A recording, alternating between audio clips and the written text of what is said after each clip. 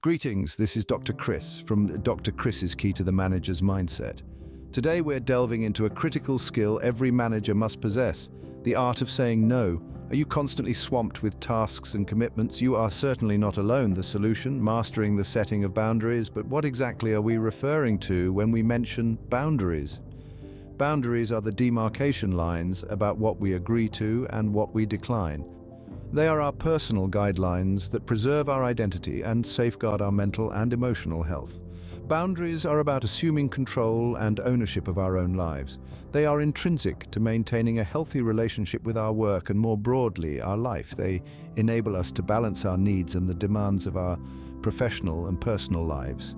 They cultivate respect for our time, our energy, our priorities, and our peace of mind. However, an intriguing aspect of setting boundaries is that it doesn't only mean saying no to what we don't want, it also means saying yes to what we truly desire. It's about prioritizing what truly matters to us.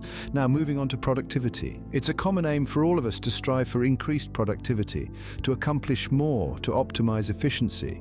But more often than not, our productivity suffers because we're spread too thin, attempting to handle too many tasks simultaneously. This is where setting boundaries proves beneficial. Clear boundaries, we reduce the distractions and chaos in our lives. We carve out space for concentrated work. We prevent burnout. We allow ourselves to focus on single tasks at a time. We reject multitasking and embrace deep work. Think about it. Every time you say yes to something, you're essentially saying no to something else. By setting boundaries, you're making deliberate decisions about what you're accepting and rejecting. You're opting for productivity over disorder. Hence, boundaries are not about limiting, they're about creating the freedom to concentrate, to increase productivity, to deliver our best work. They're about taking the reins of our time and our lives. Remember, mastering the art of saying no, or in words, setting boundaries, is the key to enhancing focus and overall productivity. Why is saying no so challenging? This question may resonate with many of us. As social creatures, we're often wired to say yes. We want to be agreeable, helpful, and liked. We fear the potential backlash of a no, the disappointment, the missed opportunities, the guilt. Yet saying yes to everything can lead to overcommitment, stress, and burnout. It's like trying to fill an already overflowing cup. The price of not being able to say no is high. It's not just about time and energy, it's also about mental health, well-being, and ultimately productivity. Let's unpack this. Social expectations can make it difficult to say no. We're often taught that yes is polite, yes is agreeable, yes is the path to success. The fear of missing out, or FOMO as it's commonly known, also plays a role. We're afraid that saying no could mean missing a great opportunity or a valuable connection. Finally, guilt can be a powerful deterrent. We feel bad for letting others down, for not being there, for not doing enough. But what if we flipped the script? What if we saw no not as a rejection, but as an affirmation of our own boundaries and priorities? Saying no can be incredibly liberating. It's a way of reclaiming our time and our mental space. How can we identify where we need to set boundaries? Let's unravel this mystery together. The first step to setting boundaries is understanding where they are needed. This requires a bit of self-reflection. Think about different aspects of your life. Work, personal relationships, social interactions. Do you find yourself constantly feeling overwhelmed or stressed in certain situations? These are potential areas where your boundaries might be blurred or non-existent. For instance, consider your work-life balance. Are you consistently working long hours, answering emails at all hours of the night, or taking on more tasks than you can reasonably handle? These are signs that you need to set boundaries at work. In your personal life, you might feel pressured to always be available for family and friends, even when it interferes with your own needs or well-being. If you often find yourself sacrificing your own needs for others, it's a clear indication that personal boundaries need to be established. Social interactions, too, require boundaries. You might feel obliged to attend every social event you're invited to, even when you need time for yourself. Remember, it's okay to decline an invitation if you're feeling drained or if you simply need some alone time. Now let's talk about common boundary violations. These are situations where people often overstep or disregard your boundaries. For example, colleagues might dump their responsibilities on you, or friends might make unreasonable demands on your time. Recognizing these situations is crucial in maintaining your boundaries. Unfortunately, Boundary violations can also come from within. You might be the one pushing yourself too hard, ignoring your own need for rest and relaxation. It's important to be mindful of these internal boundary violations as well. In summary, identifying areas needing boundaries requires self-awareness and honesty. It involves recognizing areas of stress and discomfort in your life and understanding where your limits are being pushed. Once you've identified these areas, you can begin to establish and enforce your boundaries. Identifying where you need to set boundaries is the first step to better control over your life. So take that first step today. Your future self will thank you. What are some practical strategies for setting boundaries? Setting boundaries is an essential skill, whether it's in your personal life or at work. But how do you go about it? Firstly, clear communication is key. It's important to express your boundaries assertively, not aggressively or passively. Assertiveness allows you to respect your own needs while also considering the needs of others. Practice stating your boundaries in a straightforward and respectful manner. For example, you might say, "I appreciate your request, but I won't be able to take on that task today." Secondly, prioritization is crucial. Remember, not all tasks or commitments hold the same weight. Learn to recognize what is truly important and needs your immediate attention, and what can be postponed or even delegated. Prioritizing helps you avoid overcommitting and enables you to focus on what matters most. Thirdly, effective time management is a practical strategy for setting boundaries. Time is a finite resource, and managing it well can make a world of difference. It's not just about being busy, but about being productive. Consider using tools or techniques like the Eisenhower matrix or the Pomodoro technique to help you manage your time more effectively. Remember, setting boundaries is not about limiting your opportunities, but about creating space for productivity and well-being. It's about making conscious choices about how you spend your time and energy rather than being pulled in every direction by the demands and expectations of others. Boundaries might be met with resistance. Others may not understand or respect your boundaries. But stay firm. It's okay to say no. It's okay to protect your time, energy, and mental health. You are not responsible for how others react to your boundaries. You are only responsible for setting and maintaining them. So, start today. Practice clear communication, prioritize your tasks and commitments, manage your time effectively, and remember, it's okay to say no. With these practical strategies, setting boundaries becomes a manageable process. Saying no is an art. How can we master it? It might seem like a simple two-letter word, but it's so much more than that. It's a statement of intent, a declaration of boundaries, and a powerful tool in maintaining balance in our lives. Firstly, let's talk about the different ways we can say no respectfully but firmly. There's the direct approach, "I'm sorry, but I can't commit to this." It's straightforward, to the point, and leaves little room for misunderstanding. Then there's the rain check strategy. "I can't do this now, but I could look at it later." This shows that you're not dismissing the request outright, but simply asking for it to be postponed. Remember, the key is to be polite but firm. You're not asking for permission to say no, you're stating your decision. And that's perfectly okay. Now, on to dealing with pushback. It's inevitable. When you start to assert your boundaries, some might try to make you feel guilty or question your decision. In such situations, remember why you're saying no in the first place. You're protecting your time, your energy, and your focus. If you're faced with a guilt trip, try the broken record technique. Keep repeating your no in a calm, assertive manner until it's understood. Alternatively, you can use the fogging method. This involves agreeing with any truth in the criticism without getting defensive, then reasserting your no. For example, "I understand you need help, but I can't assist at this time." The art of saying no isn't just about the act itself. It's about understanding your worth, recognizing your limits, and prioritizing your well-being over pleasing others. It's about making peace with the fact that you can't do everything for everyone all the time. So practice saying no. Start small if you need to, but start. Because every no you say to something that doesn't serve you is a yes to something that does. And that's a powerful thing. Mastering the art of saying no allows you to maintain your boundaries effectively.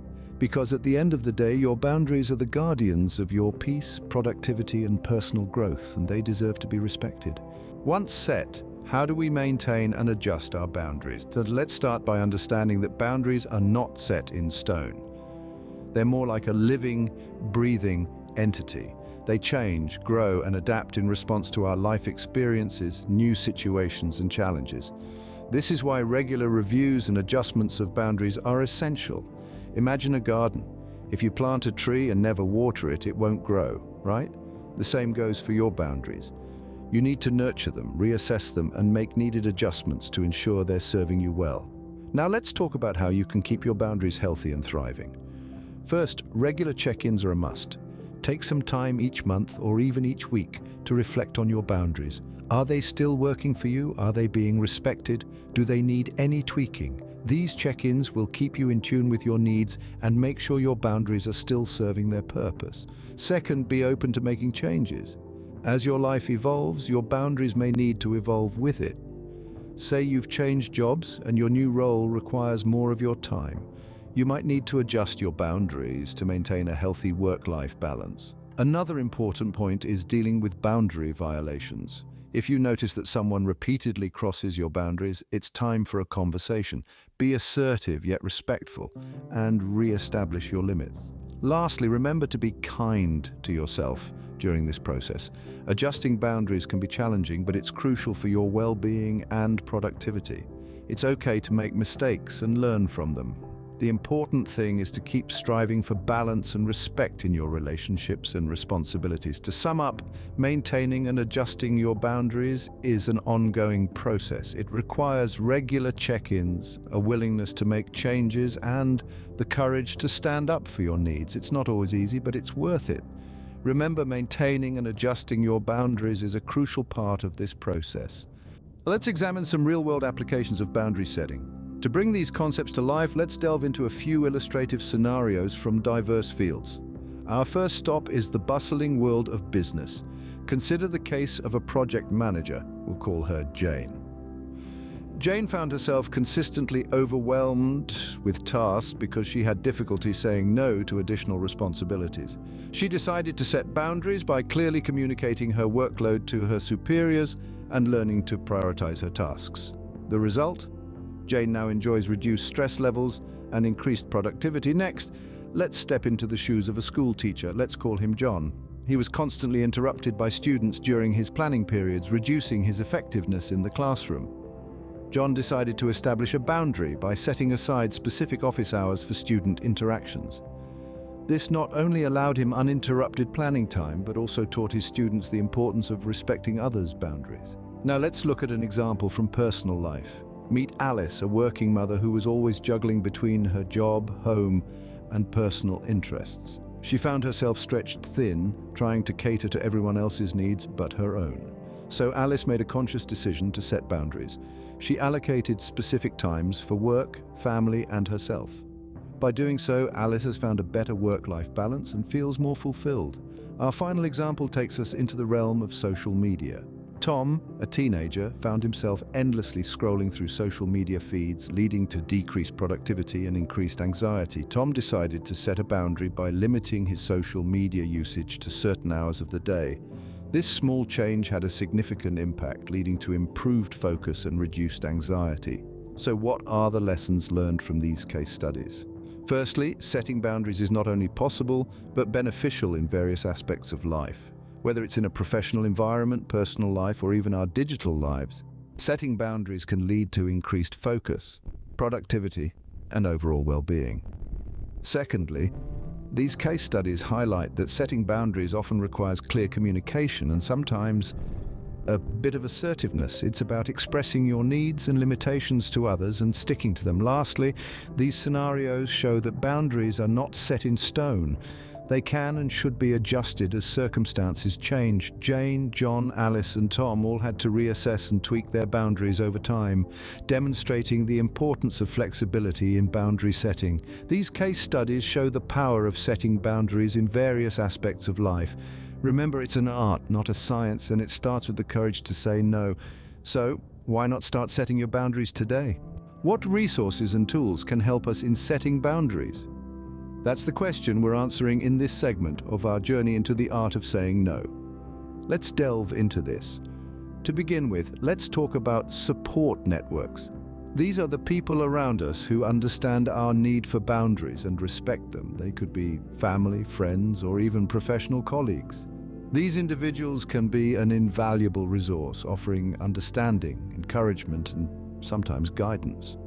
They can help us uphold boundaries and provide comfort when the process becomes challenging. However, it's important to remember that not everyone might understand or respect our boundaries. That's where the tools come in. There's a myriad of tools available to help us set, communicate, and maintain our boundaries effectively. Firstly, there are digital tools like calendars and scheduling apps. These can be used to visibly block out time for specific tasks or personal downtime, making it clear to others when we're available and when we're not. Then there are communication tools. These can range from email templates or scripts for asserting boundaries to apps and platforms that help manage communication flow. For example, email filters can help prioritize important messages and reduce distractions. Personal development tools like books, podcasts, and online courses can also be helpful. They provide insights into the psychology of boundary setting, offer practical strategies, and even offer words and phrases to use when saying no. These resources can be a great source of inspiration and learning. Lastly, consider wellness tools like meditation apps or mindfulness techniques. These can help manage the stress that sometimes comes with setting boundaries, helping us stay resilient and focused. Remember, it's about finding what works best for you. It might take some trial and error, but with time, you'll find the right mix of resources and tools that support your boundary setting journey. Leveraging these resources and tools can greatly support your journey in setting boundaries. So, explore different options, learn from them, and don't be afraid to say no when you need to. It's all part of the art of setting boundaries for better productivity. Let's recap the importance of boundaries. We've explored the definition and significance of boundaries, delving into how they directly influence our productivity. We've unraveled the psychology of saying no, acknowledging the challenges but also the undeniable mental health benefits. We've identified common areas where boundaries are needed, from work to personal life, and learned how to spot boundary violations. We've also looked at practical strategies for setting boundaries, including clear communication, prioritization, and effective time management. We've mastered the art of saying no, learning polite but firm techniques and how to handle any ensuing pushback. And we've discussed the importance of regularly reviewing and adjusting these boundaries in response to life's changes. We've seen real-world examples and discovered the role of support networks in maintaining boundaries. Remember, setting boundaries is not just about saying no, it's about saying yes to a more productive and balanced life. We hope you found this video on setting boundaries beneficial and empowering. If you did, please don't forget to give it a thumbs up. Sharing is caring, so feel free to share this video with friends, family, or colleagues who might benefit from it. And if you haven't already, hit the subscribe button below and tap the notification bell to ensure you're among the first to know when we post new content. We've got a lot more insightful videos coming your way. Thank you for taking the time to watch, and remember, setting healthy boundaries is a step towards a more balanced and fulfilling life. Stay tuned for more.